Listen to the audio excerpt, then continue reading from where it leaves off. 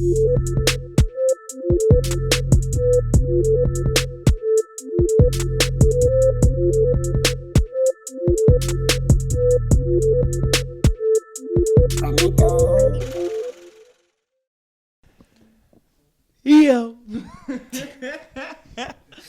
Good to get it started off with a light mood. That's it. Okay.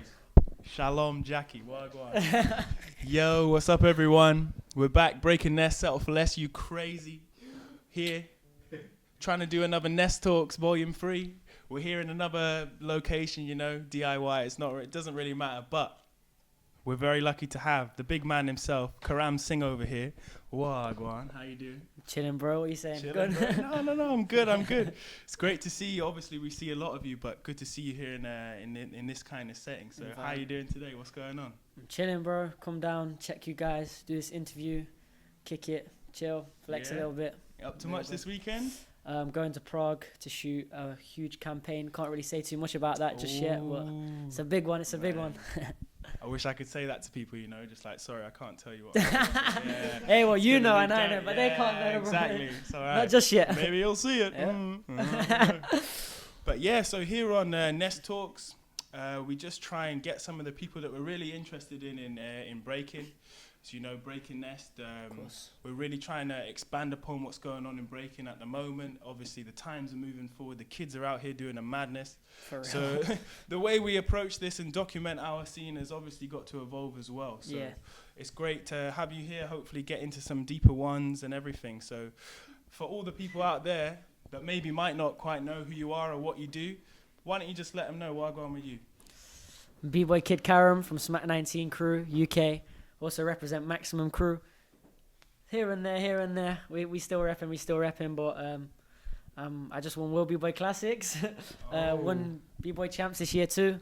And got a star in my city. But damn. Other than that, I just spin on my face.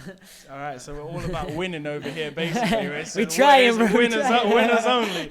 Shit. Yeah, so how did it all get started for you? Started breaking. Well, firstly, I was watching a music video. Have no idea what music video I was. I think it was Justin Timberlake. Everybody asked me the question, which one? I have no idea, but I just remember seeing somebody headspin. Yo, favorite JT song you got? Oh, I don't even know the names of them, bro. Probably the one with 50 Cent, just because it comes to mind. Nah, but he's classic. Senorita? Yeah, that would do. Flashbacks.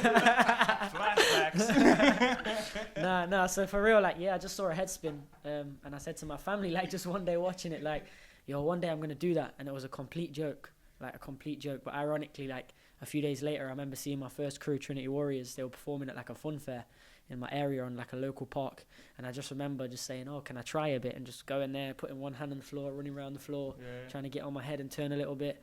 And then I just asked if I could go to like the classes, and at the time I think I was 7 years old, and they told me I had to be 8, so I waited like a whole like 6 months or so, and on my birthday I just went back. Nice. What else were you into when you were younger? Football. I played football like a whole lot. Played for like Derby County boys teams, played a lot of five-a-side school teams and stuff like that, yeah. Oh, I didn't know that, yeah. Soccer champ. Exactly, soccer champ. Yeah, so what, the first crew that kind of taught you were involved was Trinity? Yeah, Trinity Warriors. Trinity Warriors, yeah, and they're from? Derby. From Derby City, that's the one. Midlands lads. Right. Yo. So what, you were around 7, 8, and you started breaking, you went to some classes there, like, who was it really in Trinity that was teaching the most, pushing you the most? Foggy, B-boy Foggy. Sure, some of you guys know him. He comes around. He don't really live in the city too much anymore. I think at the time it was just kind of like, it was quite a good time for me because I was trying to discover what I wanted to do really. So I think it came at the right time. Like I did boxing for a little bit, and I did a bit of football, did a bit of kickboxing, and then I started dancing. Ended up going to the classes with like Foggy when I was like 8, and I was passionate about it. So he taught me one thing, went home, practiced it, came back, had it on Smash again. Boom, boom, it's boom. Funny, breaking has that thing, yeah, especially for real, when you're bro. young. It's intriguing. Like, yeah, what was it about it? Like, I have no idea. Yeah. I just think it was cool. Do you know what it was? I think it was like WWE. Like Booker T used to do the spinneroonie. Oh yeah. I was just like, yeah, I can do the spinneroonie. I just go to everyone, bro. There's a couple good inserts here already for this, you know. Spinneroonie. Yeah, no, blessed. So yeah, you've always kind of been known as being a breaker from very young, you know? So you've been doing it for, how long have you been breaking? It's been about 13 years now, since 2006. So that's even quite a while, you know? But I'm sure you'll agree, like, even when you're deep in it, it feels so fresh. Like, you reach that 10-year mark and things open up even more. Like, definitely. You back to your student levels, you realise what's getting high. So at what point did you really think, like, all right, things are going good, you know? Like, I'm quite good at this. We'll see where this goes. I mean, initially, I think, like, back in them times anyway with Trinity, like, 2007, 2008 times were really big, just because I think, like, them as a crew was, like, the big thing in the UK, or at least one of the big things. And for us, it was all about getting that Trinity handshake. Like, we were just little rugrats around the area, you know. We used to go to training, like, me and all my friends, we started at the same time. They went down different paths now, but, like, it was all about trying to get that handshake. What's the handshake? Bro, it's like this. Here, and then here. You have to form a W for warriors. Down, and here. So, yeah, bro. Exclusive. But no, like... No, bro, I know that feeling. It's a simple thing. Yeah, it's just the t-shirt, it's the handshake, that's it's it. anything. So we were just down for it. Like. And we would just grind hard for that. Like, like you say, the t-shirt, just the name, the label. Yeah. So I think that was, like, first, because I was the first kid to kind of get that. And I was like, blah, blah, blah. And then in 2008, we did B-Boy Champs. And we ended up getting all the way to the world stages. And I was the youngest kid to ever step on the stage. The bag. If you don't know the bag moment, that was it. Oh wait, do you know what also is sick? That you got to tell them the bag moment, but then there's also the moment with the money as well. That's the better one. That's the you remember it better than me, bro. Oh wait. Nah, yeah, that was actually crazy because I don't know. Do you know who we was training with around the time? Was Alien Ness. Yeah. He used to come down to Derby quite a lot and just train with us and stuff, which was very crazy. You wouldn't really think it. Yeah. But I just remember being super young, and this guy was like the Godfather, or, you know, this big guy. And I just remember, like, being around him, and it was sick. And then I just remember, like, planning routines, and he was having an import, and we just thought, like, why not bring me out a bag? Like, I was small enough to fit in this bag. I don't remember how it quite came across, but I came out of this bag. And we did it at World B-Boy Champs, and I guess, like, back then that was the jam of all jams. It was like that and Battle of the Year, right? So for me to step on that stage alone was so big. There's a lot of, like, news, media coverage and stuff like that. But it was actually against TIP from Korea. So it's kind of like anytime I go to Korea, the talking point is the bag. The bag. Or any time I go to, like, these places where the crews were at that jam that year. Like, I remember being in China recently and talking to Frankie Flavor, and I said to him, like, yo, I know you from, like, 2008 from when I met you. And he's like, no, I wasn't there that year. I was like, do you remember the bag? Like, this kid that came from the bag. He was like, yeah. I was like, you was there that year, right? And that was it, like, boom. And it's the same way, like, Crazy Legs as well. He remembers me because of the bag. And the people that was there was because of this kid that came out of the bag. It's that entrance, you know? Yeah. That introduction, bro. How could you not? And then the money as well, just, that was another gimmick. The money wasn't theirs, of course. It wasn't theirs, bro. It wasn't theirs. Shout out to TIP, bro. Where your money? Where your money? They ain't got no money anyway.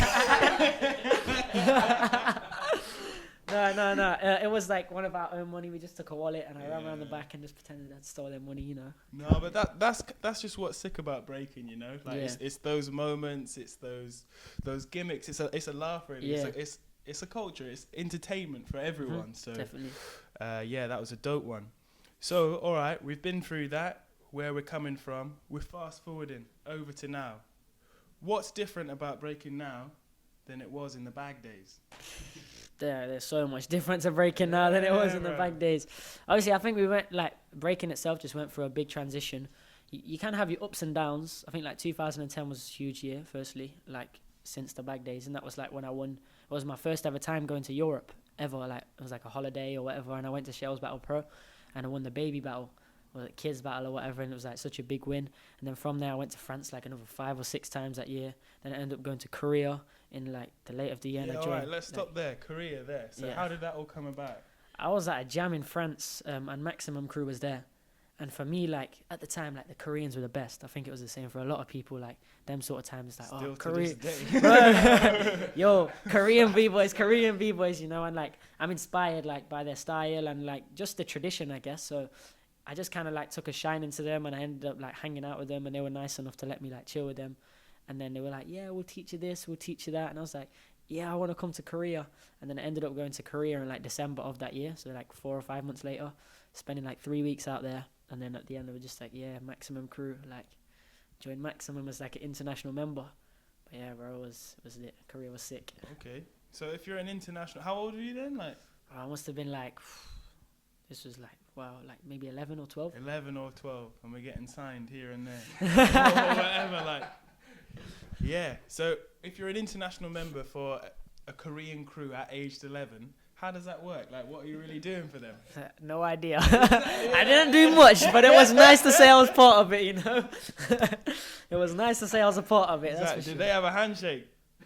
I don't think so. No, I'm not sure, bro. It was like the end of the trip, and it was like down with them, and then there was like a few maybe possible invites, I guess. But they were like killing it around that time, so it was nice to just be a part of. Yeah, I know this person. I know this. Do you know this person? Yeah, I know this person. He's my friend. Like, it was nice to just be able to. Man.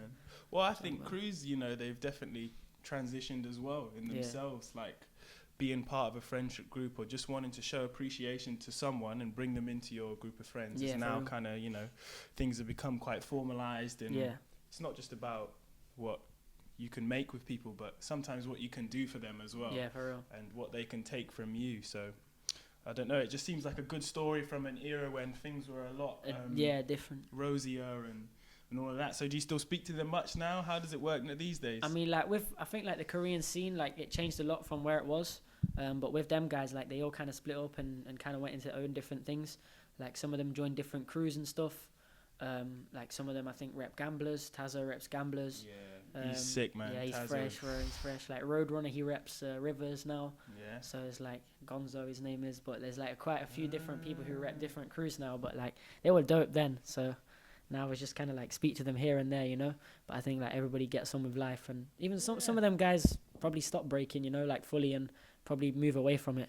Well, now we did a great little session like this with some guys from the Drifters and Ill Villains crew, just gone at Classics, and they really shed a lot of light on, you know, how these things work and how different it can really get, and lots of times how lucky we are, you know, compared to them. Yeah. So, but yeah, it's dope. All right, so we've gone to Korea, we're back here now. But from there, it was still again like here and there, like you win the UK Gems, you do this, you do that, but I was still so young, you know, and there's always has to be that transition. But even with that, like I think I was still really learning what I wanted to do, because as you say, you have your ups, your downs, and I just started playing football a lot. There was a period where I got a bit chubby. I wasn't really into dancing like too much. I was just getting bored. And I think what kind of changed was that in 2011 and then like 2014, I did Got to Dance, so like a Sky One TV show. And we got like the finals like twice, one with Trinity Warriors and then one like three of us, me, Kelvin, and another kid called Monster. What was that called again? Original Kids. Yeah, original Kids. Yeah, man. Yeah, man. But no, like I think like all the sort of stuff that comes with that show stuff is damaging if you want to be the best in the world, let's say, or you want to just battle. It's quite damaging because it's kind of like you're in the limelight, which is fantastic to talk about, but it's like clout becomes a new form of payment, you know. And it's like you're not really doing these sort of bits. You're doing shows, and all your people in school are they gas for you. You're doing whatever. You're just eating shit because you're riding off this, and you get a girlfriend. You get entertained by different sort of things, and you just kind of fall off. And I think that happened to me. Like I fell off, got a bit chubby, and I just wasn't really interested in dance too much. Right, so this is around what age? I think like 2015. So we in 2000 like. Probably like 16, maybe 17. No, 15, maybe even. And you've been breaking since 7, so we're reaching about 7 or 8 years down the timeline. Yeah, you know? bro. Like that's enough for some people. For real, already. So, a year's enough for some people. Yeah, exactly. Starts knocking on that door. Listen, bro, when you're knocking on them knees as well. Oh God, right. So like, is that what you want to be? The best in the world? This was my dream. Like. Yeah. Like when I started breaking, I just said like, I want to be the best in the world. I just want to be the best in the world. And for me, at that time when I started breaking, it was to win B-Boy Champs.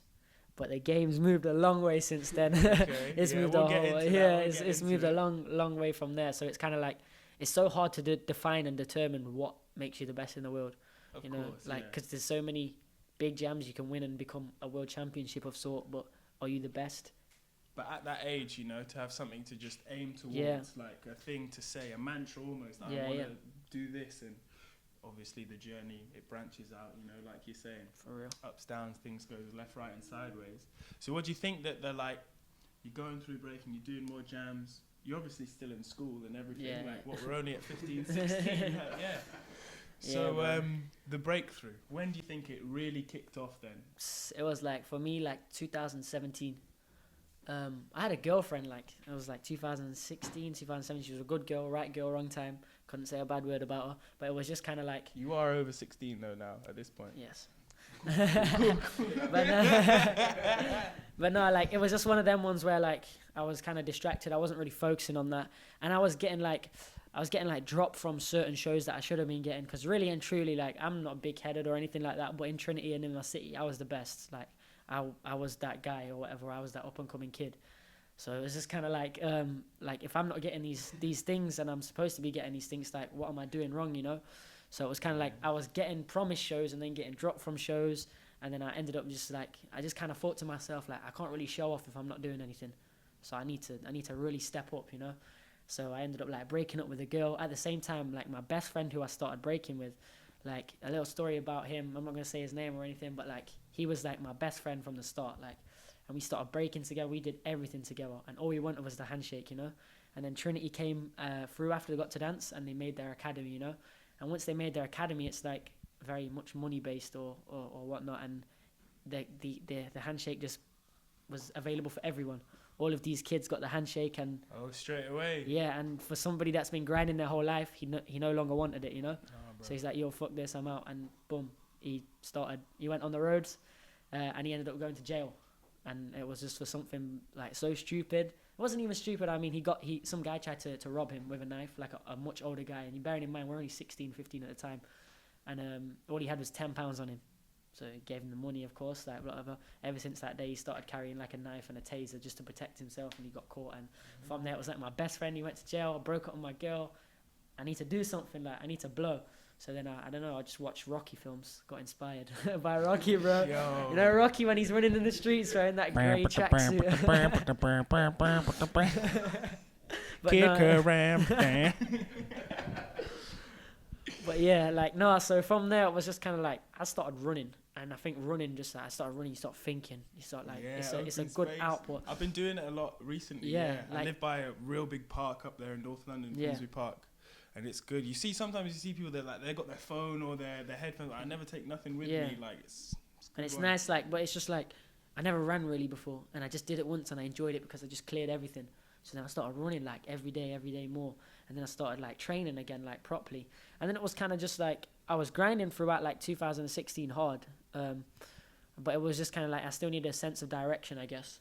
So I did like a few jams. I did well at a few jams. I remember battling you guys in like the semis of Lilu and you and Sonny, Brkn Nest when you did it. Then went to like a tiebreaker, break mission. A break mission, yeah. That was sick. The Dutch Lilu, yeah. So like, even then, like I was getting better, but I still kind of had no sense of direction, I guess. I was just improving and gaining new moves. So I went to like, I just paid for myself to go to America. It was like freestyle session and there was like hella jams at the time. I went for 3 weeks. So I was like, I'm just going to go there, see how it is, try and find myself and just see what sort of level I need to be at to kind of be on this level. And because I think with breaking, especially in the elite level now, it's kind of like, if you're like not at the elite level and you watch the organizers from an outside kind of thing and you see these elite people, it's kind of just like, if you're a nobody, they don't really give a fuck about you, you know? Like you can go to these big jams and you just kind of like, whatever, just because you don't have this name or you don't live through this break life or whatever. So it's kind of just like, what do I need to do to kind of be able to match these people? And I went to a freestyle session, learned a lot, trained with people like Flexum, had like some mad training with these kids, the Maya boys, Master Mace. Master Mace. And his brother Maddox, Weapon X. Oh, they're crazy. Yeah, some crazy kids. Kids, we'll get on to kids later. Yeah, but no, like with them, like I just went there and I really found myself, I think. And from there, like it was kind of like I was training hard. I had the good work ethic. Now I had some substance to build with. Yeah. And then 2017, I had like a few opportunities. Those things like that's going on in America, like what are they? What did you learn then? Right, it was like firstly, it was just like, so there was like a jam every weekend, you know, and it was just kind of like, I think you learn to be yourself. Like you can be in the UK and go through some stuff and you can just train with no sense of direction, but you still feel like everybody's watching you or everybody has some sort of judgment. And I think just like going to America and just being unknown completely was just kind of like so refreshing to them, and it gives you like a massive confidence boost because you can actually bring something to this People are table. exposed to Yeah, you like, and it's just kind of like, oh shit, this guy from UK's here, like, yo, he's dope, he's dope, and then you get more and more like. That happened to Jackson as well. Yeah, like, bro. He went there and. That's it. Like it's just that confidence and other people and their input. But like, I guess I bettered my stamina there because these kids, bro, were going ham. Like we were battling each other for like 40 minutes straight, and I wasn't giving up, and they wasn't giving up, and it was like their dad was watching, so I didn't want to give up, you know. And they for sure wasn't giving up because they train like militant, so it was kind of just like that, and then just training and being around like people like Flexum.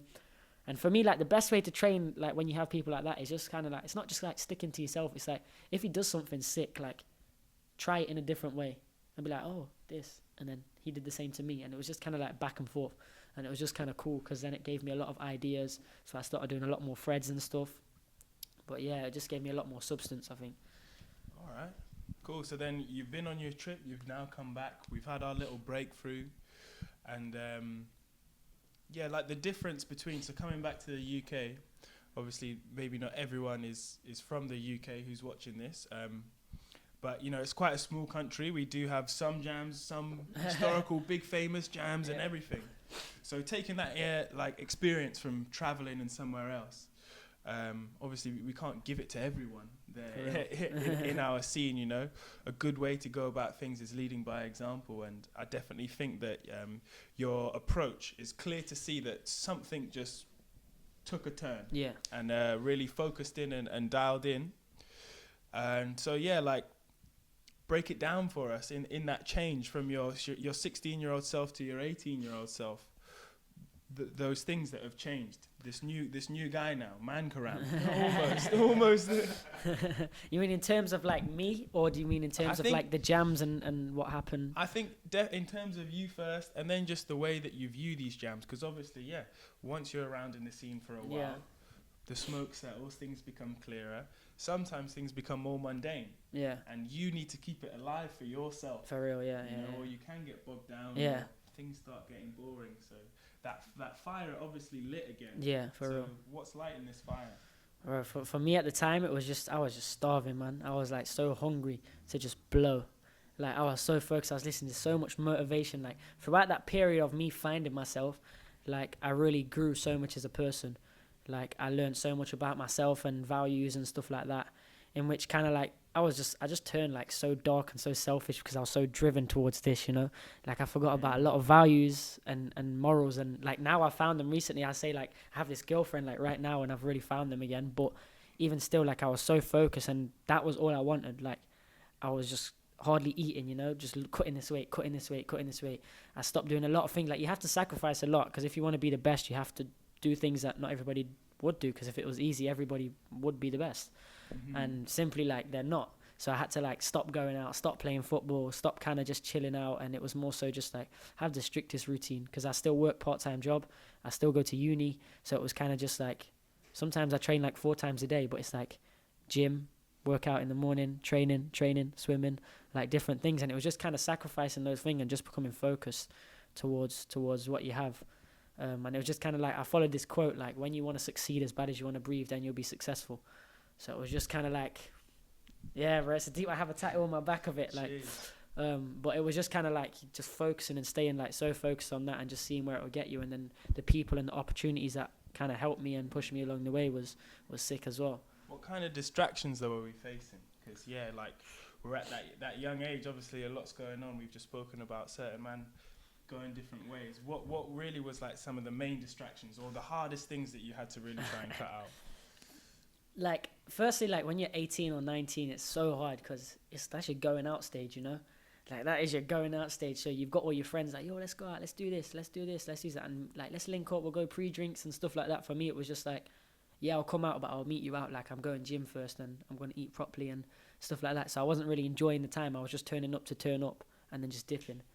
And it was just, that was like one thing you kind of miss out on a lot of like fun and a lot of sort of motives. But it's kind of weird because it's kind of like, you want to be involved in these motives with your friends because you want to be around and you want to feel like a part of something. But then when you're actually there, you like don't even want to be there because you just want to be doing your own thing, you know? So it's like, for me, I think like a challenge is that it's lonely. Like to be the best or to be on a high level it's lonely. Like because you have to be by yourself, doing what you want for you, and that's it. Like you can't care about any of these little things. They can't get you down. It's just overall goal. This no. And it's kind of like you have to just like life is like stairs. You know, you step on a stair, it lights up. Doesn't matter the little things, or if somebody else is on this stair, it doesn't matter. It's going up. Don't matter how you get there. But it's just kind of like you do have these little picky things like going out, and you've got like girls and stuff like that. Of course, like when you're at that sort of age, is going to be an issue or a problem if they kind of want your time and you're just not interested like that. And then it's just like the little things as well, you know, like dieting and stuff like that. Eating chocolate is one of my favorite things. It's just like stuff like that, you know. But this kind of maturity to assess what's going on and understand the kind of life currency that it takes to be involved in these things, these transactions that are your energy, your spirit, your time, your all of that, which is in just a normal kid's social life. But to have the maturity to take a step back and think about how's this going to work long term, what are the short term sacrifices that we need to make for long term longevity or success. So obviously there are thousands of kids all out there that are just murking this breaking thing, making us all get up in our feelings and just staring at the fridge like what they're doing. What is going on? No, but you know, like some of us, we have the support, people to push us to like get us further. So I guess not like tip wise like ABC, this is how you do it, because it's going to be a different journey for everyone. Like man thing, you know, I'm still going through it. You know, you get better and you refine yourself still. But yeah, maybe just a couple things that you thought, all right, that's definitely a habit I'm going to try and keep. Yeah. Or something like that. Watch Rocky. No. I'm joking. Yeah. No, like, I think, like, you have to be obsessed with what you do. You have to fall in love with what you do, of course. To be successful, you have to be selfish. Like, I'm sorry, but you have to be selfish because it's for you and you only. I think you have to fall in love with the process of what you're doing, and you have to just kind of set a direction, because it's kind of like you can have the best this in the world, the best that in the world. You could be the best pilot in the world, but if you don't know where you're flying, you're just going to drift, you know, and if your landing space isn't clear, then you can't even take off. So it's kind of like, I think it's important to set goals that you want, you know, and fall in love with the process of it. Like for me, I'm so in love with the process of training hard, like so hard for 6 weeks, doing a big jam and then just resting, just exactly like a boxer. And you can't ever lose that process. Like for me, when I'm doing all these jams like week after week after week, it's fun, especially when you're winning, it's fun, but it's kind of just like you lose that process. So like never lose yourself. And when you think about it, it's kind of like you can have these issues, you can be in pain when you're training and be in so much pain, but it never ever lasts forever. It can last a week, a month, a day, whatever, but if you quit, that will last forever. So it's kind of just like focusing on one thing, training, falling in love with that process, and just that's it really. Yeah, man. But no, yeah, it's hard. You really got to work on yourself and find that, and these distractions are they're out everywhere. So I mean, other people can but other people can help, you know, if you've got good people around you. And like for me, I had Paco around me, and it's not like Paco's been to the heights or whatever, and it's not like he can say, who's Paco? Yeah, tell him. Paco is Paco. If you don't know Paco, no. You don't want to know Paco. No, like Paco was just he was a good guy to have around. You know, like he wasn't, like I say, he's not been like the highest level b-boy. He's not been to the highest like of heights. He can't really say like, to get this I can give you this or blah blah blah. It was just kind of like Paco's a b-boy from Trinity, originally from Trinity, and he was just kind of pushing himself at the time. And it wasn't even like he was consciously pushing me or intentionally pushing me, but just having somebody there was enough, you know. And I always told him, like, even when he's like, oh bro, I'm gonna retire from breaking, you see his Facebook posts all the time, bro, I'm gonna retire from breaking and blah blah blah. I'm always saying to him, like I don't ask you to keep up, I just ask you to keep on going. Like, that's it. And for him to just keep on going, whether he's here and I'm here, it's like it was still nice, you know. So it was just that guidance. And then other people throughout, like, because it's okay, you can have that direction and you can train hard as hell and you can just get all these new moves and stuff, but if you have nowhere to apply it and nobody to show you how or where, then it's kind of just pointless, you know. So it was like big ups to like SMAC 19, my crew now, and obviously people from Soul Mavs as well. There's a lot of like Soul Mavs. I got down with them a few times, and it was just kind of having the opportunity to go to these places, because like for me as well, it was just important to be around crews, I guess, whether it was my crew or not, because I can go to these jams and I've been training hard and I'm like, yeah, I'm ready for this, but the connects that you're going to get when you're with other people create so much more pathway. Whether if you're just there by yourself and no one really knows you, it's kind of just like, yeah, I'm here, and if you don't do well, it's on you. If you do well, it's on you. Like, do you know what I'm saying? So it was kind of just nice to push and have that process and just be around good people. Yeah, so that like goal for you, that thing to aim towards, like if you could put it into words, what is it? Like, I think for me it was to get to undisputed, like in terms of being like specific. So like a physical jam, yeah. like the one that you want to. Yeah, it was just for me to do you know what it was? I have like all my goals and stuff written down in my notes and stuff, but like for each year and the jams I've done and where I've come, if I've won or not.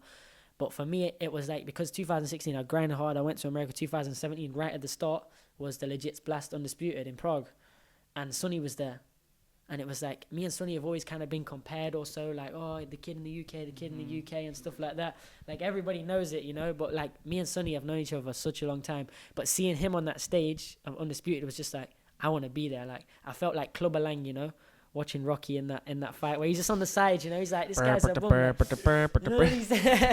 No, but for real, I was just watching him, and that's how I felt like, because like, this is my boy, I want him to win that, but at the same time, like, I'm hungry and I want to be there. Like, so it was, in terms of like specifics, I just wanted to feature in Undisputed. That was it. Yeah, we were there as well. You was there, bro. And I swear that, if you remember, he flopped his first battle. We were all there like, yeah. And he lost. We were like, oh, yeah. Hey man, no, Brkn's funny like that. Yeah, no, it's dope. So yeah, tell us about Classics. Obviously, that was the latest thing that went down there.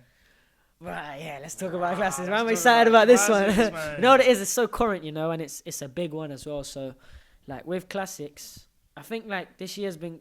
Like, last year was crazy for me because I did a lot of jams and I won a lot of jams, but I won a lot of, I guess, smaller jams. There were still big jams when you look at them, but in terms of, like, these major events, they wasn't, like, the biggest. And to be honest, I just got a little bit ran down, like, doing this. And I know I won, like, 18 jams international last year, but it was kind of just, like... Okay, like, cool, but like, where's my statistics are not like a part of Brkn yet, you know. But like, when's actual stats be coming out for like Brkn, you know, and shit, like. But it's kind of just like, it's okay to do these jams and win these jams, and it's amazing that you're winning all over the world. But these other like organizers and stuff, they don't really take it into too much consideration. Like, if they like somebody else, they like somebody else, you know. Yeah. So that's kind of what I kind of learned, and obviously I did Classics with Sonny last year. We came second place, and then this year was kind of like, I've been feeling hit and miss, because this year I really wanted to smash everything, but then I had my knee surgery and stuff like that, and then winning champs was massive for me, and then this, so it feels like I'm not doing as much, but what I'm winning is much bigger, and it's much more kind of thingy. So in terms of like Classics, firstly I went to China for BIS. After China, like, I was sick. I was so sick because I must have ate something like messed up. I was sick, I was jet lagged, and then I did the BBC Proms performance, so I kind of still wasn't recovered until sort of like 5 days later. And then BBC Proms, I got back to Derby, so my city, at like 3 a.m, and I had a flight, I had work at 9 a.m, so I did 9 a.m, finished work, went to Manchester, and I had a flight at 7:30 a.m, and then I went to Classic, so I had like 4 or 5 hours sleep in total. And my partner this year was No Diamond, and No Diamond's energy is crazy. So like, for me, I just wanted to be able to match that energy, because he was saying to me, bro, you coming on the morning, you know, like, you have to be ready, like, don't be tired, like, and I just want to match his energy. That's all I'm trying to do. You What's know? His name? Like, his real name? Dima. Yeah, right. Dimitri. Oh, Demi. Big Marosa. Jeez. Nah, but like, the Molotov cocktail, bro. The Russian Kalashnikovs and that. Jesus. I literally just wanted the way he just folds his arms sometimes, just like.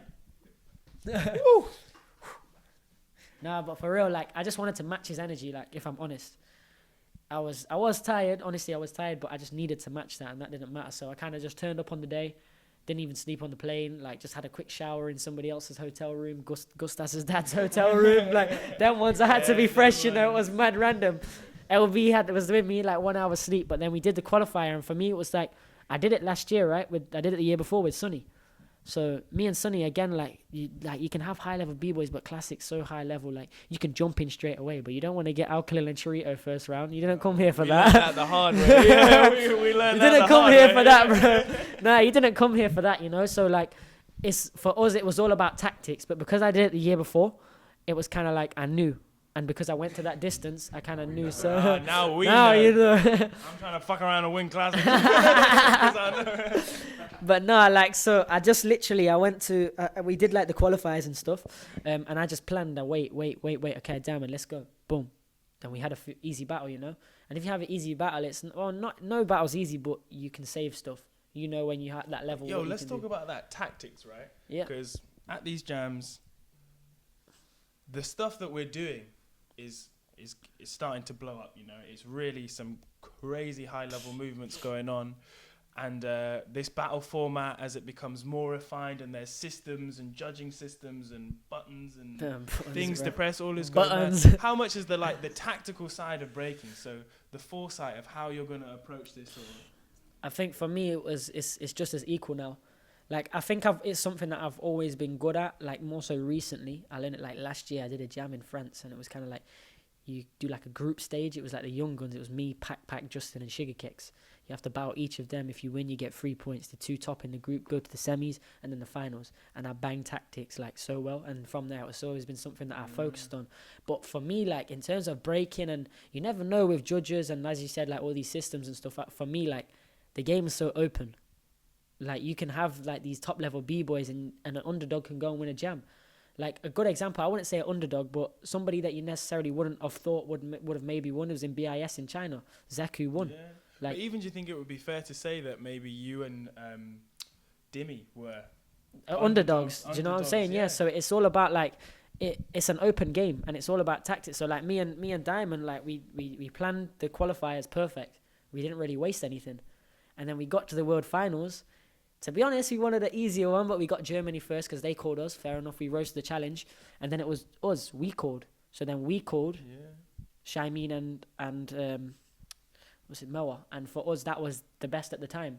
And then we get to call again. So we called Stepper and Rico. And for us, again, that was the best at the time because we planned prior to it that we can pick these off, and then in the finals, once you get to that stage, it's just kind of give you all, bro. Get to the final, bro, and have fun, because then it's 50-50, right?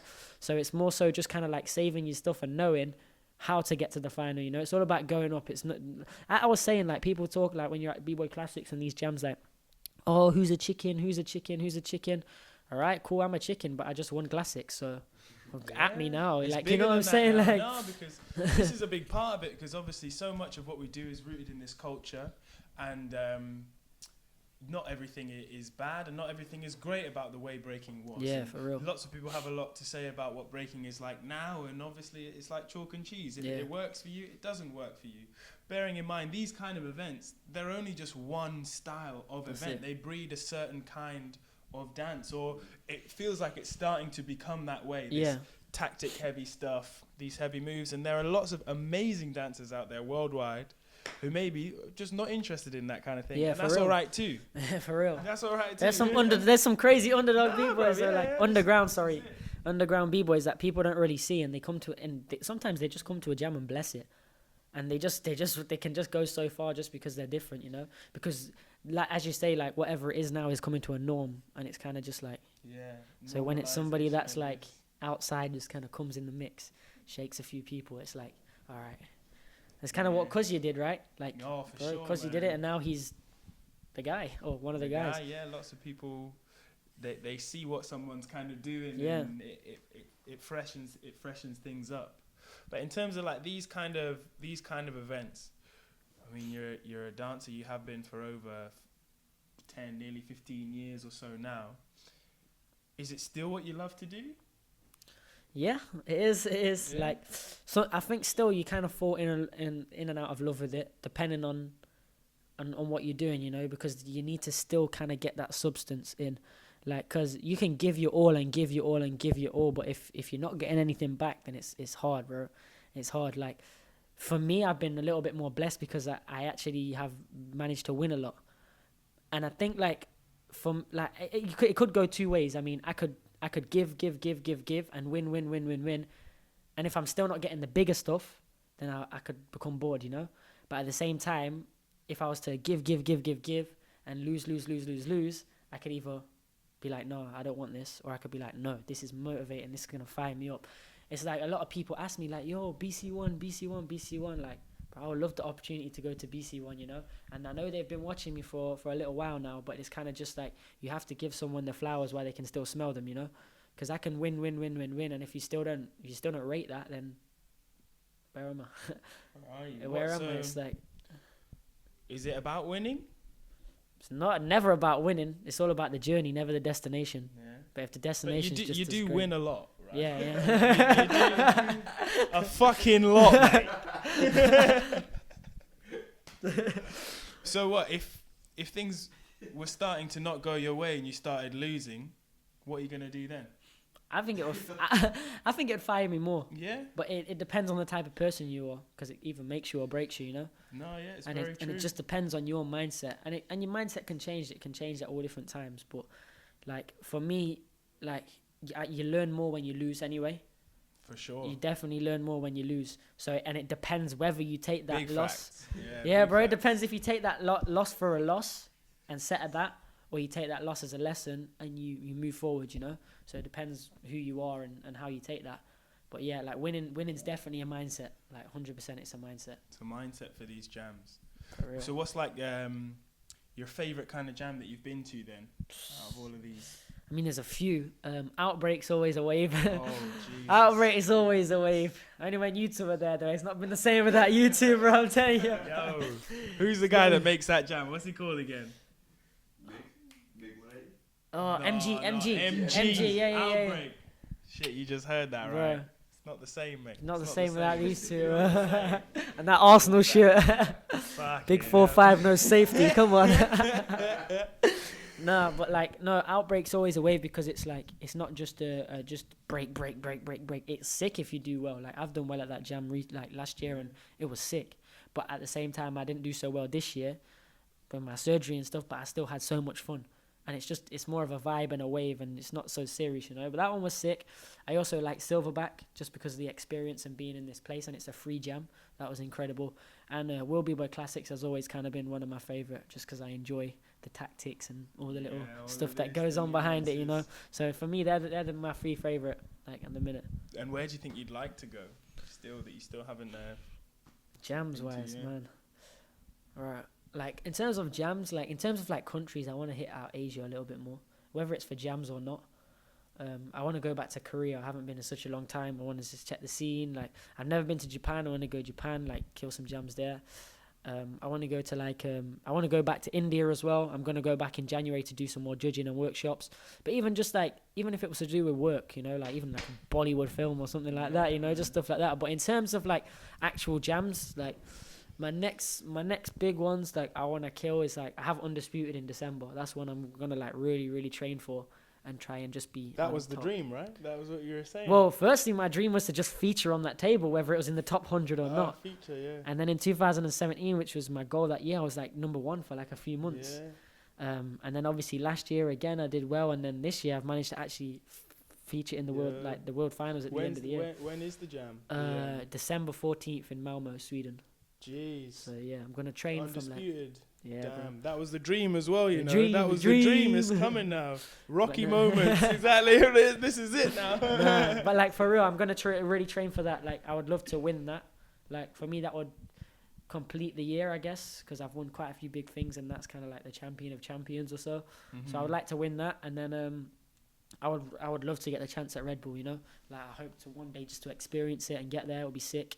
And then if it goes into the Olympics and I get a chance to go to the Olympics, bro, I'm with it. We're reaching this whole new era, 2020 for real, vision man. all over. These the place, kids so. are not playing either. Nah, bro. These kids are scaring us all, man. Yeah. So back in Derby as well, you're doing a lot of work there. The Trinity obviously has its academy. You've got crews like the Ill Drillers crew, establishments that Paco's involved with the British Breaking League, Yeah. you know, like things are just becoming so much more professional. There's more infrastructure being built for our next generations of people. And you've always struck me as someone that has a lot of time for that. Yeah. So why is it important to you in Derby? I mean, in Derby, like, in terms of just, like, I guess, like, the breaking, it's kind of like, as I was saying, like, earlier, in terms of, like, Trinity, there's no really Trinity anymore. It's nice to have the academy. Yeah, there's the drillers, which is a young squad, but there's nobody to put their arm around the kids and say, like, come along, you know, put on your shoes, let's go.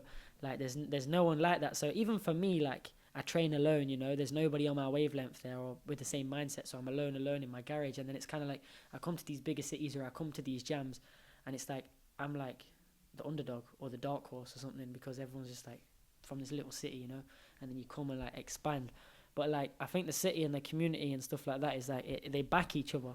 So it's one of them where I'm happy to represent it and happy to kind of give back always and just help try and give what I know to create some other little monsters, like really in terms of the kids. But like Paco's doing a sick job with like British Breaking League and stuff. Like he has some crazy jams coming. There's one in October the 13th. Yeah. It's like a 2-on-2. The Break Warriors was incredible. Yeah, it was a sick jam. Yeah, I feel like something happened in the kind of scene around that jam. Yeah. And because that jam was just dope. It was dope, right? All kinds of crazy battles going on. And then what happened the week after that? Maybe it was like a break mission. Break mission, yeah, break mission was and dope. And then too. just like the same happened again, like. Yeah, and it can keep on happening, you know. Just the right energy put into it, I guess. But like the next one, bro, like if you guys can make it, even you two do the 2-on-2 as Brkn Nest or something. It's but be 2-on-2s? Well, it's 13th of October. I'm judging with Justin and Marius, I think, and it's like there's a 2-on-2 adults battle, but then there's an 8-on-8. There's not like a 1-on-1 kids battle. 8 invites and 8 selected, but the invites is like Gustas, McLean, Sis, Lorenzo, Damani. Oh, Sis and them. Yeah. Soon, right? It's going to be the kids battle is the main event, and then we're going to have like on the side the for old real. adult battle, you know, like if No cap. the guys that still break, you know, like No cap. No, for real, man. Exactly, the age gap like cap is 16 now. Yo. Like they cut you off like, why are you still doing this, mate? Nah, they are sick. They are sick. Yeah, no. All right, cool. So yeah, breaking's cool. Everything's cool. Breaking's cool. Whatever. Like everyone knows how to break out there who's watching, you know. So we're not dropping none of this like How to 6 it. how to do this. What's the sauce? Yeah. We're too on that. We're past that now. We're past that. So you've been fucking nearly enough around the world with this shit, you know. Yeah. And we're reaching that 2020 era. Where's this going? Like, no matter where you sit in breaking, you can't deny that it's moving into a direction. Whether you think that's good or bad, that's with you. What do you think that you can get out of breaking in this new era? It just depends, man. Like where it really goes. Like it's definitely going somewhere. Like definitely. And I think there's gonna be a lot of opportunity depending if you're gonna accept it for what it's gonna be or not. Like I tried to study dance at like sixth form or whatever, and it just wasn't for me because it wasn't. I guess breaking is an extreme sport to some people, but to sports people it's a dance, you know. So it's kind of never really had a definition. And it's still an argument of what it is it a dance or a sport? But truthfully, it is moving towards a sport with the Olympics, and obviously because when you go to these battles, like you look at Red Bull or something like that, like this is a high level sport. Like this isn't really a dance, you know. Like that's just the way it's going. So it's kind of just like if it continues the way it's going, it's just going to be the same as like any other kind of like sporting thing. But I think with it being so new and so refreshing, especially to the younger generations, I think like there's going to be a lot of opportunity in terms of like work, in terms of what you can do, in terms of like funding and stuff like that. And I just think like it will just blow up and blow up and blow up. And as long as it's done right, it will last. But if not, then you never know where it can go. But it's kind of like, for me, if you love breaking, like maybe I agree with some bits, maybe I don't agree with it all. But if I love breaking, I'm going to go where it goes. And I think that should be the same for everyone. Yeah, it's been through many transitional phases already. Yeah. I think sometimes that's what some people can forget, you know, that the face of what breaking has looked like has changed already so many times. And obviously with change comes resistance or acceptance. And it's very clear that this is happening, you know, this transition is moving and it's happening. So in the beginning of this little chat, we chatted about that dream you had in the beginning, and in December you're gonna go Malmo, you're gonna do this. So will there be a new dream for Karam? Well, once this year's done, we set new goals, new levels for 2020, and from there, like I said, I want Red Bull. I want to win Red Bull BC1.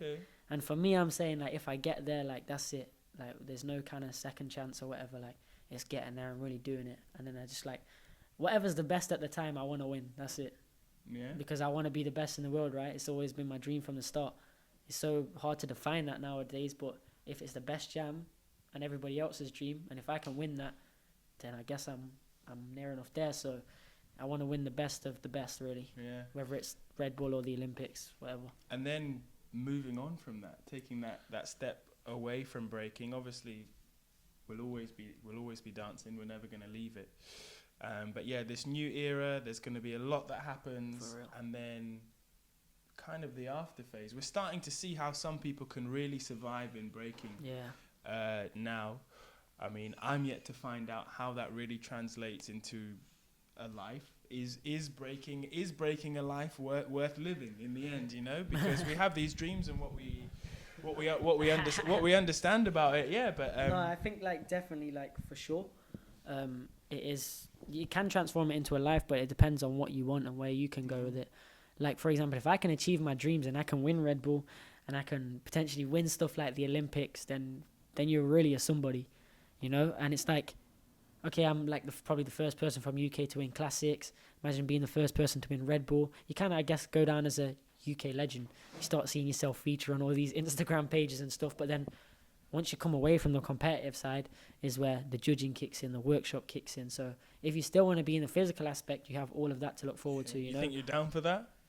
Well, I mean, I hope so. But even it just like for me, I keep my options open. Like as I said, I'm still studying at uni. I got my final year. So if I want to come away from breaking, then I'll go down that path. And at the same time, there's always the commercial world out there as well, which can pay a lot of money as well. So it just depends. I think you have to keep your options open, but at the same time, just chase your dreams, but just be aware, you know. Yeah. Just be aware. So if that path kind of were to close off, or let's say you've had an injury, if things get worse and you can't break, what would you do? You say you're still in uni. Like, what is that plan B? Well, that plan B right now, I'm studying sports coaching and development.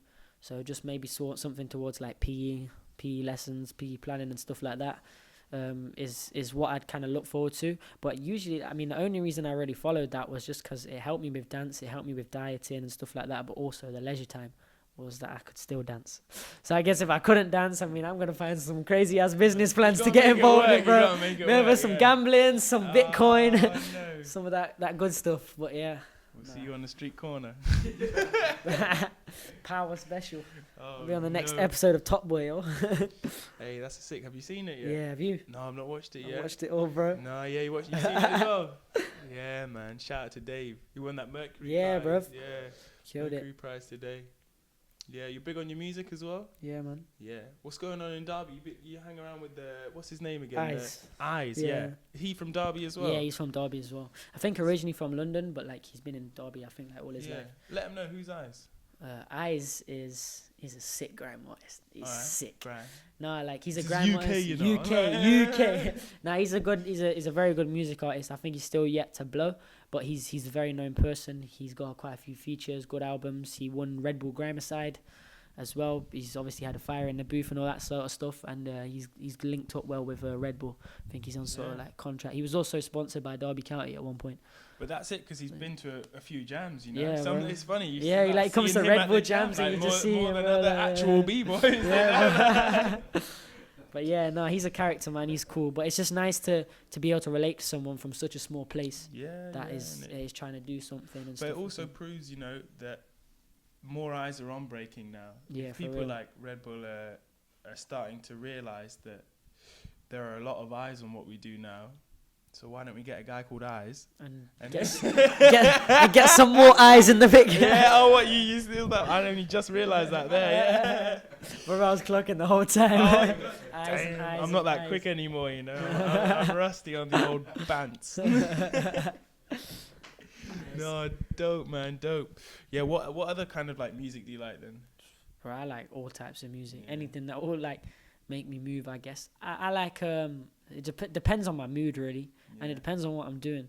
A good example in breaking is if like I'm training and preparing for a battle and I need energy, it's probably fast, even sometimes breaking music. But if I'm creating, I'll listen to some like Post Malone or some like XXX Tentacion, some weird stuff, some Drake, Georgia Smith, whatever, some Mag the God, some wavy, some Brandito, all that good stuff, you know. Nah, like just something like wavy that would just move me. But it just depends on my mood. Like it can change, but I appreciate like all music. Dope. So yeah, if the path were to go, you said about your PE, and then there's this commercial side of things, and you might have seen like breaking on adverts or in TV shows. It started way back at Beat Street, you know, like all Flashdance, like the start of how breaking the movie. Yeah, breaking the movie, walking up walls and that. Moonwalks and things. Oh, not the moonwalk. You know that's not his move, bro. Yeah, I know. Popping tacos. You got that's confirmed. I think so. The hip hop police are going to come for us, you know. Like, it's because I was like chilling with someone that's not the origin of the real moonwalk. Hey, don't get me wrong, but apparently it's like why he doesn't really travel or anything like that. Popping, you remember Popping Taco? Do you know who it is? Remember Breaking the film? Yeah. And there was 2 sick poppers. There was Poppin' Pete and then Poppin' Taco. Oh, there was that guy. And he was like the Spanish kind of like white guy or whatever. So he rolled with the stereotype Taco. Yeah, I think it's Taco or Tackle. It's something like that. Yo, but like, I don't really know. It's actually called the Taco Slide. Yeah, the Taco Slide. And they were like, nah. No, but like apparently like he trained Michael like Jackson or whatever, and apparently like he taught him that move, and then Michael Jackson went like super famous, claimed it was his move, and that's why apparently. I don't know if it's true, by the way, but apparently that's why he doesn't travel or do any workshops or anything like that, because he like, imagine like creating something so amazing and somebody taking it and boom, so he just kind of like. Maybe you got a payout or something. Yeah, I have no idea. On the doubt it, exactly. I have no idea, but still that's making what I heard. tacos Don't today. know if it's true. No more tacos. Just cursing on MJ. Yeah, it could be completely wrong, so don't give me no hate if that's all right. Yo, hip hop police be like that. Yeah, bro, I'll be on that B-boy memes page. Oh, that's jokes. The B-boy memes page. Shout out to Peter Pan. Psych. Peter Pan. Oi. B-boy bants though. It's funny. It's just like, I guess older dudes, you know, just like always got something to say or whatever. It's actually just jokes to see. Like it's funny as hell, it's bro. just jokes. But yeah, back to the commercial thing. B-boys are getting work and stuff, like commercial stuff. It seems like another avenue. There's all this, you know, like sellout kind of vibe that some people can throw on it. Yeah. So starting to work like as a commercial dancer as well with your work. How's it working now? What's it giving you? For me, I mean, it just gives you just gives you money. Like, let's be honest, it gives you a lot more money than sometimes breaking would. To be honest, if you're a top level breaker and you're one of the most elite, bro, you can get some real money. Not even from commercial side, from battling. Like, you look at people like Menno and Victor, and they do these battles in like Nanjing and Budapest. If they win like 2 or 3 of them a year, that's like $60,000, you know. But like in terms of if you're not really at that level and you wanna, it depends what you're in it for. Some people dance for love, some people dance for money. I have friends that dance for money. And if they want the money, the commercial side's much more easier. It's not about selling out because that's what you want, you know. And if you want that, you go and get that. Yeah. If you want to battle, you battle. It's not really about selling out. You gotta know yourself, innit? Yeah, it's your own values. Like, if you want to make money, go and do music videos and do shows and. But people get so in their feelings, you know. Yeah, when, like, I know, bro. They see people doing something, and then their opinion on that thing that people are doing, it's like they got something to say. Yeah. But really, I think more so recently, I think the younger generation have really started to change that, because I think like when people are doing sick stuff alongside all this battling and stuff, I think people have started to support it a little bit more. Yeah. Now it's like, oh, that's sick. Like, I want to jump in on that. Like, how do I get involved? Rather than just kind of being like, oh, that's whack. Like, what do you spend your money on? Nothing. Nothing. No, like any money I make from breaking or like modeling, I just save it, because I still work part time, right? So I just literally save it, and then whatever I make like from my job is what I live by. Is what you spend by. Yeah. So or even with that money, like what are you spending on? So I got a girl now, so wow. Yeah. No. Like it's just date, like just to get by, you know. Yeah. Going places, eating with my friends or whatever. My girlfriend going out to eat and stuff like that. Just getting to and from places really. But there's nothing crazy. It's just kind of like chilling. Sometimes buy some clothes. But like with my actual dance money, I just try and save it and just kind of see what happens with it in the future. Like invest in something, you know. It's another thing, like to get your head in that mature space to understand that again, the short term setback for the long term gain. Yeah, for real. Where this can go, and because you know you can get some money from like a commercial job. I've done it before. You can get some real money. You can get some big guap, and that guap can also get blown on kicks, bro. Gets blown on kicks. Yeah, and then it's gone. So it kind of just goes back to that kind of the theme of sacrifice. You know? Yeah, like for real. Of what you want to spend your money on, because to understand that, because you know lots of people they just getting onto the trend or buying this, that, whatever, because that's what they seen in the music video or whatever. Like it's true. Like it's hard to suppress that. Yeah, for real. It's about your journey to feeling good with who you are. You know, you don't need that to make you happy, or you think that people are now going to rate you more because of this, that, or whatever. So I don't know what people spend their money on is sometimes interesting. Very interesting. Very interesting. Says a lot about them. No, I just try and avoid that. You know, I'm not really down with like all that stuff or trying to impress people. Like I'm comfy like by myself, or I don't mind being a loner and just like, because people know me, you know, so people think I'm cool. You love a good Tup Palace though. Tup Palace is the one place, mate. We love a bit of that. Shout out to Newcastle. Newcastle, the Tune. The Tune, bro. Booth number 6. Tup Palace. That's the place to be. Yo. But yeah, like even like stuff like that. I don't know. I would only ever really spend money like twice a year. It's like Christmas and my birthday. But other than that, I just try and save. Like I do go through like a few phases where like I do buy something and whatever. Like when I was injured, I bought some stuff. But like still, even like then, like it's just kind of just whatever, just a little bit, and then that's it, done. Yo, so also at these jams, I've started to see like your family about as well. You got a brother, and obviously the infamous man Prem, and all of this like. It's cool. Obviously, it's cool. There's people like McLean Stan has his mum about. Yeah.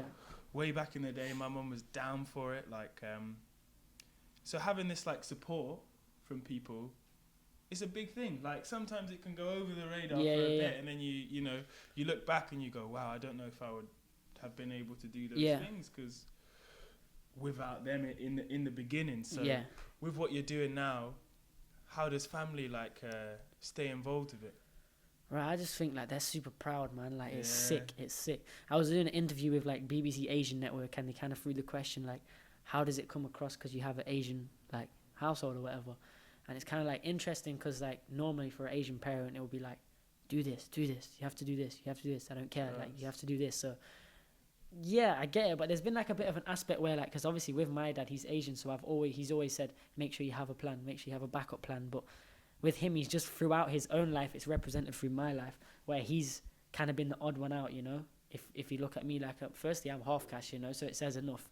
Like, he's a person that believes in fun and doing what you want, and for me, he's just done the same with me, you know. And he's just the biggest fan, bro. He would support me, come everywhere with me. Like, when I was young, he used to take me everywhere. And then, like, even, like, now, like, anything he can come to, he'll come to. But even now, he knows, like, he's, like, I don't know, he's, like, the boss, man. I'll come home and he'll be like, you were shit, like straight up, like he'll just tell me like straight up if I was good, or I think you need a few more things, like, you know what I'm saying, like he'll tell me straight up. And then like my sister, behind that closed door, she does everything, like she's like the sweetest soul. So I'll just come home like from a big jam and she's like, oh, I'm so proud of you, like I've got food made, like bang, like everything's looked after. And then my brother as well, like he's getting into it, he starts to connect with people, he comes to the jams and just has mad fun. But like they all super support it, and because they enjoy it too, I guess like it just they get an output as well. So I guess it's nice. Was there a time where maybe they weren't really feeling breaking? Or? To be honest, not at all. Like not at all. Yeah, like, it's always been good. Like my dad's always supported it. I think like when with your siblings, like your sister and your brother, like they don't really back you anyway. Like when you're growing up, it's like they back you, but they don't take it serious, you know. And then once it starts to become serious and you start to become somebody and you start to win and do these campaigns, and then it's kind of like, oh, that's when they become more and more proud, because to them, like, now it's actually serious as well. And it's never been a thing like they don't support it, but it's just like your siblings are just like, oh, whatever, anyway. But like more so recently, they've just backed me hard. It's amazing, yeah. Like I've met them, I've been to stay, and yeah, it's a great thing. Yeah, I love to see it. But so yeah, back in the good old days, in the early days of breaking, who were you seeing that you were like, man, I want to be like that guy. yeah, or not even that, you just love them, innit? Like, The earliest days, to be honest, my favourite b-boy still to this day, and from there is b-boy Mouse. Mouse.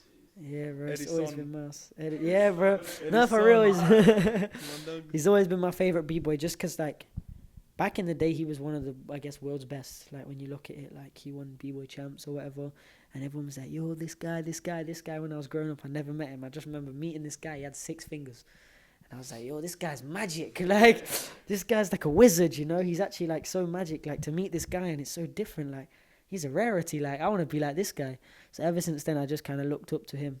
And it was just kind of like, along the way, obviously, there was a few other people who I started to get inspired by. But, like, it was Mouse that started it off, yeah. One. Yeah. And then these days now, so you're breaking into that elite kind of competition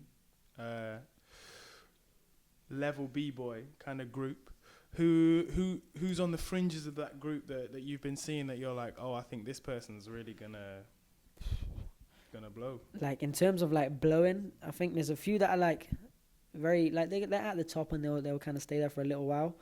But the people that are, like, blowing, I think, like, one person right now is Phil Wizard, and he is smacking it at some jams, like, for real. Like, he is winning jams, so you can argue, like, he's already there. Mm-hmm. But still, like, the way he's just come up, like, so quick and just smacking it, like, I think he's definitely a big shout. Like, he's definitely inspiring throughout that. And then there's obviously a few more that will come up, but Phil is such a complete b-boy, and he's so different. Like, he just does his own thing, and I think that's sick. Yeah, it's like definitely him. A few others is like I can just name good b-boys, but I think like Phil's the best sort of example. Well, it kind of explains your kind of preference to certain kind of dancers, and in turn that kind of can begin to explain why the way that you like to break and all of that. So, because there's many styles, and you have your way. Do you think you have your style? Sometimes. Sometimes it's for real, man. Like, sometimes, like, you feel like you're dancing just to tick these boxes, you know? Depends on the jam, depends on how comfortable you are as well. Because really and truly, I think that when I'm on my A game and I'm, like, really enjoying myself with nothing to lose and I don't care, like, I feel like I'm really good, like, I dance well, but then other times I just get bored of how I break. Like, they'll go for a whole period, I don't even like how I break at all. But then there's just times where I enjoy freestyling, but at the same time, I don't have confidence to freestyle on the main stage, you know? It works the same with new stuff. Because when you do new stuff, it's much more refreshing to you anyway. So you have fun with that. But it's having the confidence to do that on the main stage as well. You're still in it to win it. Yeah, bro, it's like, for real, like 100%. But like, I think it just kind of mixes, but you have to find that balance. And I think it is something that I'm still doing. Like, I'm really trying to still find my balance. And establish that balance. What's inspiring you then to keep making this new stuff, or what gives you that inspiration to get on with it? It's just the opportunities that pop up, man. Like, it's just like I'm doing this big campaign this weekend. It's like, damn, like, bro, I'm gonna go again, man. I'm gonna smash this, and I'm gonna get another one. Like, it just keeps on going. You get something, and you want more and more and more. You know. Same with B-Boy Classics. Like, I won it. People were like so gassed, and I was just like, it's done. Next one, let's go. Like, you just kind of, once you win this thing, it's amazing. So it just kind of pushes you for the next one, you know.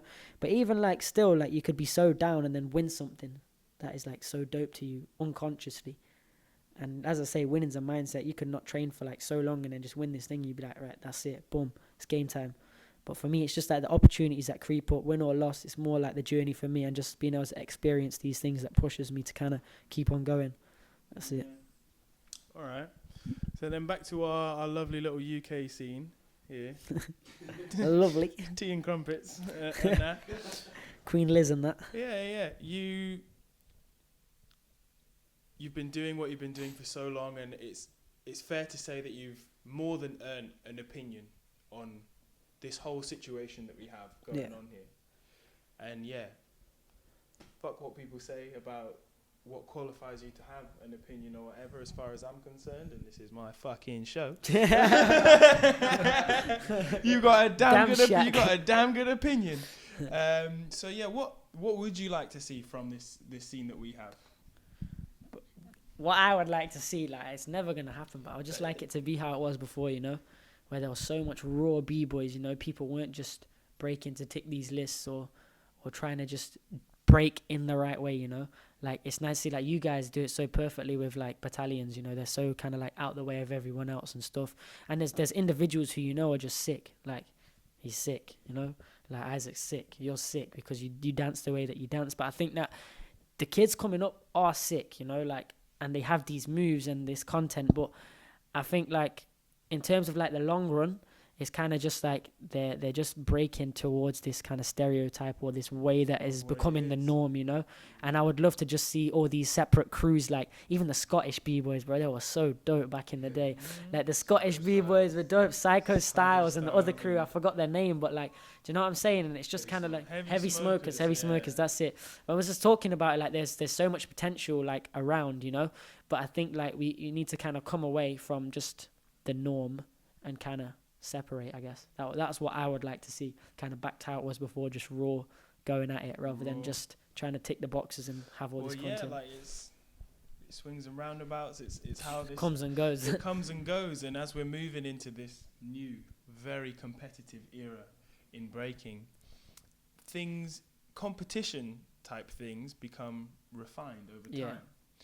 If we look at all the other kind of Olympic events or even just serious sporting events, these are things that probably started like breaking, cultural kind of activities for real, that involve a competition, and then over time they become refined until it's just like almost one action. Some sports are just one action. How good can you be at that one action?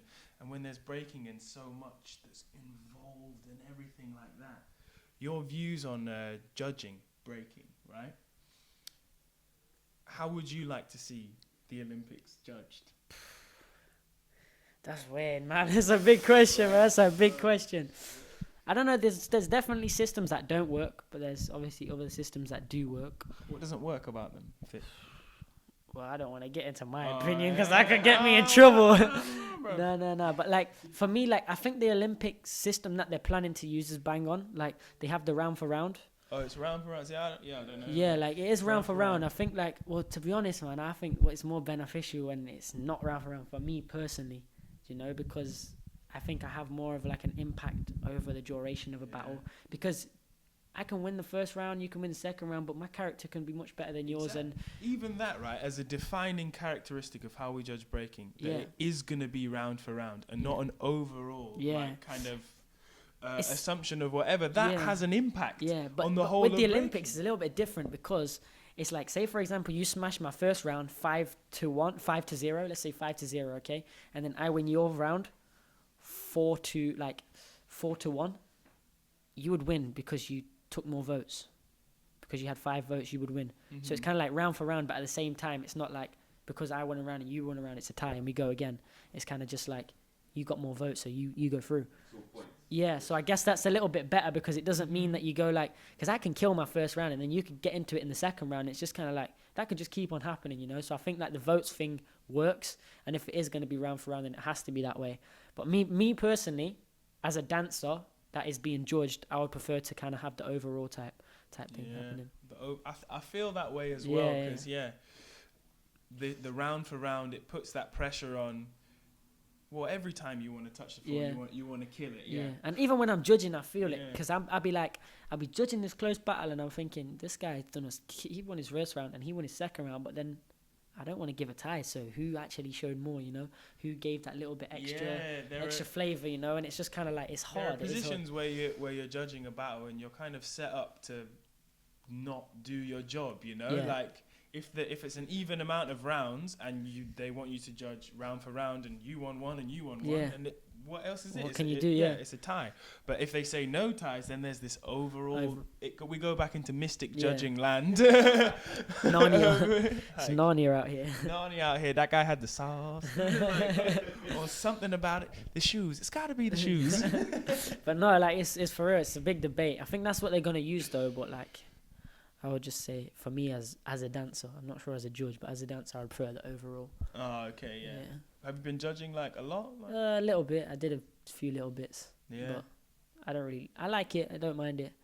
Yeah. It's just kind of like. It's an opinion, man. Yeah. It's my opinion, so don't come up to me and ask me. Like, unless you recorded your round. Well, I hate, when people come to you and they're like, oh, yeah, how was my round? Why didn't I make it? Like, did you video it? Okay, bring it to me, then I can tell you what I didn't like, you know. But you might like it and I don't like it, so whatever. But it's just a little bit annoying, and it's just too much to remember when you're at these jams and there's like hundreds of people. You're just like, I don't remember what you did, bro. Like, you're coming up to me and asking me now, like I didn't see 40 people after you, like, yeah. Oh yeah, I remember you, man. You had red socks on. Yeah. You killed this. Like, you just have to like just look at the socks. Yeah. Basically, you didn't quite like. You just have to pick on something, bro. Yeah. Oh, Brkn, man. It's great though, isn't it? Yeah, great. It's great. I'm definitely happy that we're still doing it. we're happy that we're fit, living and well. And busting up our knees and ankles and everything. We're going to be walking strange later on. Done. Later on in life. You said so much about you get something and then it's on to the next one. But when something like this happens, as to what has happened, we were talking about this before. So if you don't know, in Derby County, they award certain personalities within the community that come from Derby a kind of recognition award to who has been doing a lot for Derby. And Mr. Singh over here was actually gifted his own like memorial star on the ground in stone, in everything, there for eternity, proclaiming his name, Karam Singh. Boom. So, I mean, it's mad. We were talking about a host, yeah. You should be a talk show host, man. This is what it is. That's it, bro. That's his job, bro. This is what it is. Exactly. Big boy contract. These kids out here made me like make that career change quickly. Like, better get some more that's Gustas and McLean right there, responsible for this. Like, I'm sweating. Anyway, back to you, Mr. Successful. Let's talk about you more. So they give you a star, and we were saying, the only place we've ever seen something like this is when we were in Korea. I can't remember the name of the city, but where MB crew put on their jam. What's it called again? The LBC or CV. I can never remember which order of the year. Yeah. And the MB crew, there is a statue of their crew, right, or something. Or I don't know if it's them, because it's quite like an abstract statue. Yeah. But it's dedicated to them, and it has a plaque saying the winners of the Battle of the Year and whatever. Yeah, like a physical thing to, commemorate breaking. You know, like it's crazy. And now your name is on the bloody bloody street in Derby. That's it, bro. Yeah. City centre and that. Yo. So how did it happen? Well, I don't know. They must have just been recognising me, I guess, and what I'm doing. It was basically throughout the youth mayor. The youth mayor and the assistant youth mayor recognised what I was doing, and they just hit me up like, "We're gonna put you forward for something. Like, can you send me all the stuff?" So I was like, "All right, cool." I send them like what I did and what I've been doing, like what I've done throughout my career and stuff. They're like, "Cool, we'll be in touch." And I think like in Derby, like they're quite like much older people, so it's kind of like some of them don't even know who I am or what I'm doing. It's kind of just gets overlooked, you know. So initially, I think none of the council actually wanted my name there. They didn't want any young people at all. But the youth people, they fought for it. They fought for it because like people can actually connect with me and connect with my story from the up and coming generations. Like there's a lot of famous things that came out of Derby, but I haven't even heard of them. So you definitely wouldn't have heard of them. Do you know what I'm saying? It's just because they're so old. Like the youth would never be able to connect. It's just like, oh, there's a star. Who's that? Oh, I might search him, might not. Oh, he died 300 years ago. Big whoop, like. But like now with me, they can actually connect. But yeah, they put me forward, and then they told me like you got like selected or whatever. And I was like, oh damn. And then I didn't really think it was like a big real thing until like I went for like an interview with them. Did like an interview. They took like loads of pictures and all that sort of stuff, and then they just started designing it and cementing it in the ground. It was mad. But yeah. So you're alongside like what other kind of people? Florence Nightingale, bruv. I learned about her in school. Yeah, man. Like about the war. Saving lives and shit. Yeah, it's mad. That's amazing. No, it's like, bro, that's what I always say the biggest name. Like when I knew like Lara Croft has a star, like a lot of like Olympic people who have come from Derby, but like when I heard like Florence Nightingale, I was like, yo, like I learned about her through school. Lara Croft from Derby. Yeah. She was a game character. Yeah, the whole character's like from Derby or something. Oh, like Yeah. the character of Lara, the Tomb Raider is from Derby. Yeah, I don't actually know what it is, but it's from Derby. Whatever the thing is, whatever Lara Croft, I don't know, it's from Derby. But yeah, like we have like Lara Croft Way, bro. Yeah. Jason Statham's from Derby. Jason Statham's from Derby. Yeah, It's a solid bro. place, Derby, man.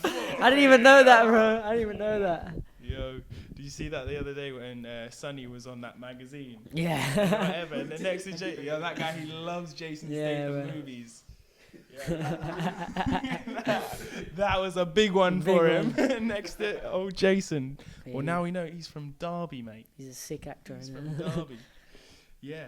So something like that is in the fucking ground, like it's cemented there. It's there for as long as the streets there, as long as the town of Derby's there, you know? It's just there, innit? It marks another kind of step, a point, a new chapter, an era, going back to this. You're going to be at Undisputed in December. That was the dream. You have something to commemorate everything that you've done now. Yeah. It's like a... Bro, yeah, it's like everything on top. Like everything that's been happening has just been like bang after bang after bang, and it's been so good. Like especially coming after injury, you know, like all the things I've been doing, and then that, like, but you can never plan for something like that, and that doesn't happen overnight, you know. So it's like a big thanks to the people involved in behind the scenes, but like you can't plan to get your name in the ground, you know, like throughout your life. So it was just a big, it was just like a massive boost, I guess. With something like that, do you continue what you've been doing to get yourself there? 100%. Or how does Karam become bigger, better, faster, stronger from this? Bro, now I just have to use it as a boost, you know. I think it makes me, like, bro, I'm not gonna lie, the last 4 or 5 days I've been walking to work in the streets, people come up to me, yo, you're Kid Karam. I'm like, yeah. They're like, oh, hi. Just like random ones, and it's like in the city now I'm much more like exclusive, much more of an exclusive person. Like apparently I got like the keys to the city, or like I get freebies at certain places now. You actually got the keys to the city? I hope so. I don't know. I feel like Thomas Shelby OBE, you know. Bro. But no, like it's just weird because it's just kind of like totally separate from what your actual goals are, but it's so nice to have, and it's just such a big thing. Like bang, like this is my name in the ground, you know. Yeah. From here, like the people back me. And it makes me so much more exclusive in Derby. I just want to outgrow, and then just bring it all back, you know. So it's just kind of nice to blow and kind of keep it within that. So you're gonna stay on these jams. We're gonna still be doing these commercial jobs, hunting for these buyouts. We're gonna keep saving. That's it. Keep it going in Derby. Ill Drillers. The academy's there. Everything. Paco. All of them. Big packs. So yeah, man, it's been super dope to chat with you on these things. Sick being here, bro. We've talked about some of this stuff before, and some of this stuff we haven't talked about. Yeah, so yeah, it's dope. I hope you like what we're trying to do over here with Brkn Nest. Always supporting it. So yeah, well, I'll see you on the floor next time, mate. Yeah, bro. I will, bro. But yeah, let's get with that handshake, bro. Whoosh, boy. Hey, all right. Thanks everyone once again. Yeah. Wait. Is this like a proper show when we're like, comment, subscribe, and keep breaking?